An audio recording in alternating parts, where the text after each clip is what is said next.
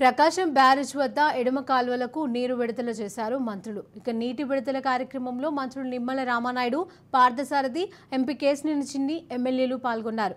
కృష్ణా డెల్టాను సస్యశ్యామలం చేయడమే లక్ష్యంగా నీటిని విడుదల అన్నారు మంత్రులు. ఇక జగన్మోహన్ రెడ్డి హయాంలో ఇరిగేషన్ శాఖను 20 ఏళ్లు వెనక్కి లాగారని ఆరోపించారు. పట్టిసీమ వట్టిసీమ అన్న జగన్ అన్నదాతలకు క్షమాపణను చెప్పాలని డిమాండ్ చేశారు. ఇక వైఎస్ఆర్సీపీ ప్రభుత్వ నిర్లక్ష్యంతో పులిచింతల ఎండిపోయిందని మంత్రి కొల్లు రవీంద్ర ఆరోపించారు.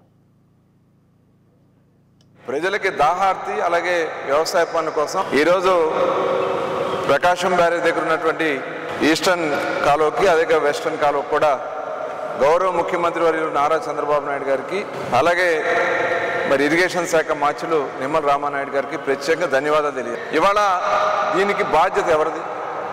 ఆనాటి ముఖ్యమంత్రి మరి జగన్మోహన్ రెడ్డి గారి నిర్లక్ష్యం కాదా? సముద్రంలోకి వృధాగా నీరిపోయేది. ఏనాడు కూడా వాటర్ మెయింటెనెన్స్ చేసేవాళ్ళు కాదు.